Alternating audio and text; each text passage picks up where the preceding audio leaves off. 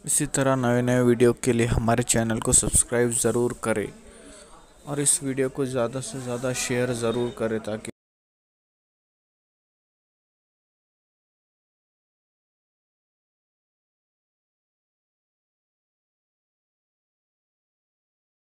है वो हमारी निगाहों के सामने है।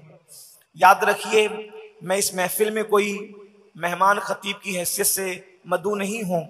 असल आपके मेहमान किबला अमीर मोहतरम है जो थोड़ी देर में आने वाले हैं, और वो जितने टाइम में आएंगे बस उतनी ही देर मुझे कुछ बातें कहने का हुक्म है। तो बहुत मुख्तसर वक्त में अपनी बातों को समेटने की कोशिश करूंगा। मैं अपने जवानों से गुजारिश करता हूं कि मेरी गुफ्तगू को बहुत तवज्जो के साथ समाअत करें।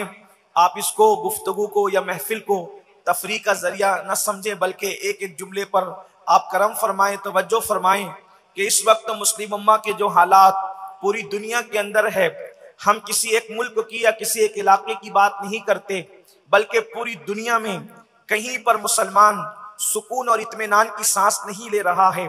कहीं पर मुसलमानों के मसाइल भुखमरी के हवाले से है, यानी कहीं पर रोटी के लिए मुसलमान तड़प रहा है, कहीं कपड़े के लिए बेचैन है, कहीं मकान के लिए दर दर की ठोकरें खा रहा है, कहीं जालिम हुक्मरानों की हुक्मरानी ने उसको अपने शिकंजे में जकड़ लिया है।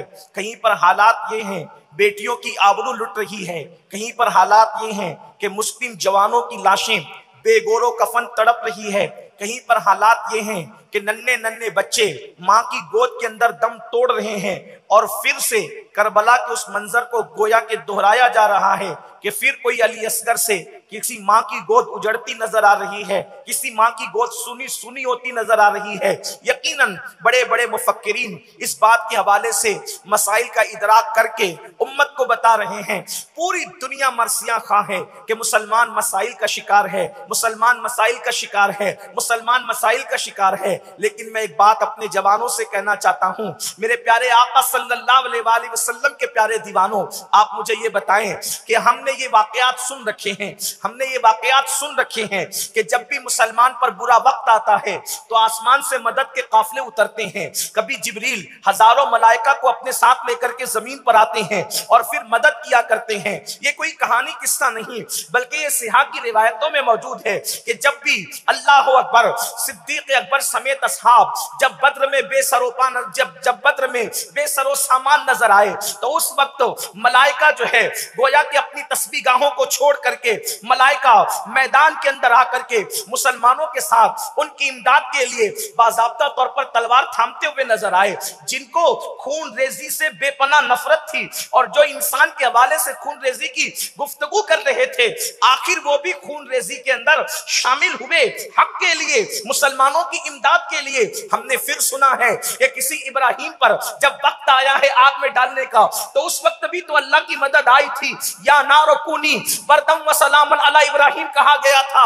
जब किसी अय्यूब के जिस्म में आबले पड़कर जिस्म से पानी बहा था, सबने साथ छोड़ दिया था, तो उस वक्त अल्लाह की मदद आई थी। और किसी की ठोकर के पानी ही ने, बल्कि किसी क्या उन्हीं के ठोकर के पानी ने उनके लिए जरिया शिफा साबित हुआ था, और वो पानी पीकर नहाकर आप शिफायाब हुए थे। पहले से ज्यादा हुस्न मिला था, पहले से ज्यादा जमाल मिला था। हमने ये भी तो सुना है कि मिस्र के कैद खाने से किसी यूसुफ को निकाल करके जो है वो अल्लाह अकबर मिस्र का तख्त अता किया जाता है, मिस्र का ताज अता किया जाता है। ये गैबी इमदाद के वाकयात न कहानी है न किस्सा है, ये ऐसे नाकाबिले तरदीद शवायद के साथ हकायक है कि जब जब भी मुसलमान चाहे किसी शक्ल में परेशान हुआ हो, आसमान से मदद नाजिल हुई है।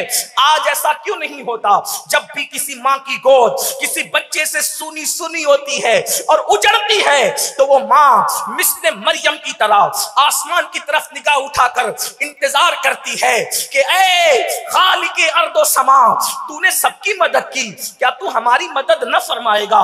जब भी किसी जवान बेटे की लाश कोई बाप तड़पते हुए देखता है तो मिस्ल याकूब की उसकी आंखों में भी आंसू आते हैं और वो कहता है कि क्या मेरी अल्लाह अकबर आसमानों से मदद नाजिल न होगी? जब किसी बेटी की आबरू लुटती है तो लोग आसमान की तरफ नजर उठाते हैं, क्या हमारी मदद ना आएगी?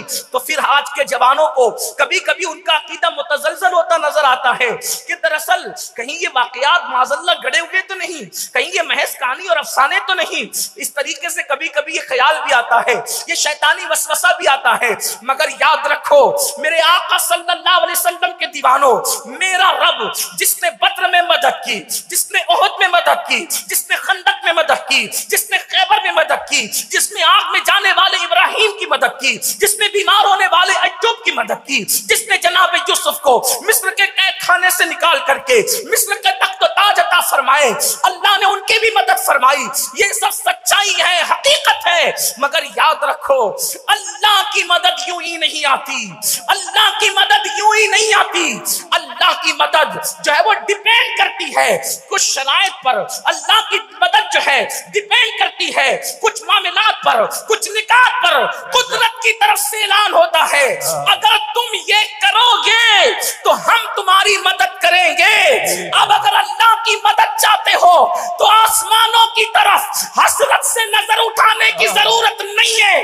कुरान मुकद्दस ने कंडीशन लगाई, अगर कल्बा चाहते हो, अल्लाह की मदद चाहते हो, अल्लाह की नुसरत चाहते हो, अल्लाह की इमदाद चाहते हो, तो कुरान कहता है वला तहीनु वला तहज़नु, घबराने की जरूरत नहीं है, मायूस होने की जरूरत नहीं है, गम करने की जरूरत नहीं है। अगर तुम गलबा चाहते हो खुदा की मदद के साथ, वअंतुमुल आलऊन, तुम ही बुलंद रहोगे, तुम ही गलबा पाओगे। बुलंदी तुम्हारा मुकद्दर है, उरूज तुम्हारा मुकद्दर है। बस कंडीशन एक है, इन कुंतुम मोमिनीन, तुम मोमिन हो जाओ। अल्लाह की मदद को अभी उतरते हुए देख सकते हैं। सुभान अल्लाह, सुभान अल्लाह, सुभान अल्लाह की मदद के लिए, अल्लाह की मदद के लिए मोमिन होना जरूरी है।